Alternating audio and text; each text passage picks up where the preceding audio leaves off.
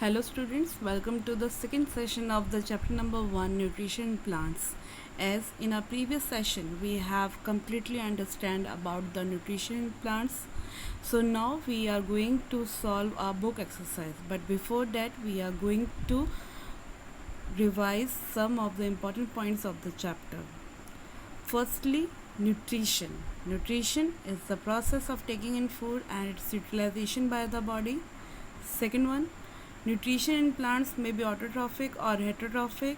Third, photosynthesis is the process by which green plants synthesize their food using carbon dioxide, water, chlorophyll, and sunlight.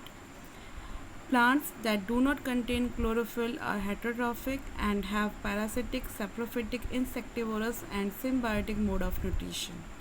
Now we are going to solve our book exercise. Firstly, there are the knowledge based questions in which we are going to solve our fill in the blanks. Our first fill in the blank is carbon dioxide is taken from dash of leaves.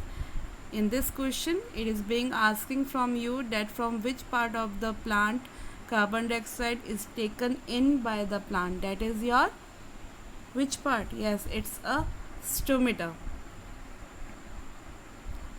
Second fill up is dash is a parasitic plant. You may write any of the parasitic plant example, but here I mentioned about the cuscuta.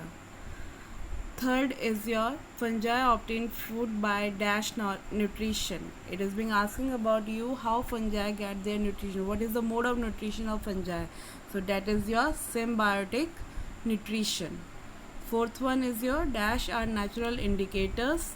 So which of the plant or biotic component having a natural indicator, that is it indicates about you that atmosphere is clean or polluted, so that is your lichens. Fifth one is your soil can be replenished by adding what, that is your manures and fertilizers. So students, you have to write all the filling the blanks along with their answers in your loose sheets, or if you are having your notebook then you can write it them also. Next we are having our true and false statements. Our first statement is soil needs regular adding of nutrients to maintain its fertility. Yes, it's true. Second statement, plants which synthesize their food themselves are parasites. False, as parasitic plants are dependent on host for their food and nutrition. Third statement is heterotrophs can make their own food. False.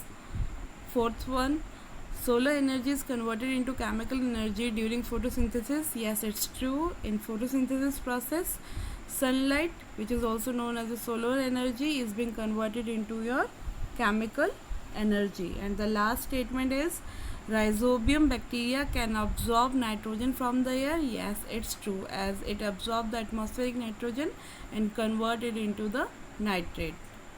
Next we come to the understanding based questions. Firstly, there are the multiple choice questions. I had mentioned you all the questions over here. You firstly write it down, and then I had also mentioned the answers at the last of the page, so you can tick mark from there. So our first MCQ is the presence of starch can be tested by which solution? Yes, it is being tested by iodine. So the answer of first question is B. Second question, the green pigment in leaves helps to absorb what? It helps to absorb, yes, sunlight. So the second question answer is C option, that is your absorb sunlight. Third question is cuscuta plant can be categorized as, to which category cuscuta belong? It belongs to your parasitic plants. So the answer of third question is A. Fourth question is the plants that trap and feed on insects are. So here are some of the name of the plants are being mentioned you. So you have to tell me which plant eats insects. So the answer is pitcher plant. So tick your D option. Fifth question is which of these plant is not insectivorous. So you have to tell me which plant is not an insectivorous plant. So sundew, yes, it's an insectivorous plant. Bladderwort is also an insectivorous plant. Venus flytrap is also an insectivorous plant, but people is not an insectivorous plant. So here are the answers of this MCQ. You can also tally your answer with these. Now we are having our one word question answers, or we can say coin one word for these statements. So our first statement is bacteria which live in root nodule is called your rhizobium bacteria. Second question is living organisms from which the parasitic plant derives food. So parasitic plants are dependent on other plants. So by which name we call these plants? It is also known as your host plant.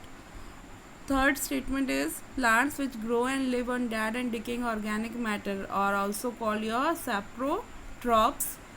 Fourth one, a tissue that conducts water in plant is known as your xylem tissue. And the fifth question, the cells that or which control opening and closing of stoma or stomata are guard cells.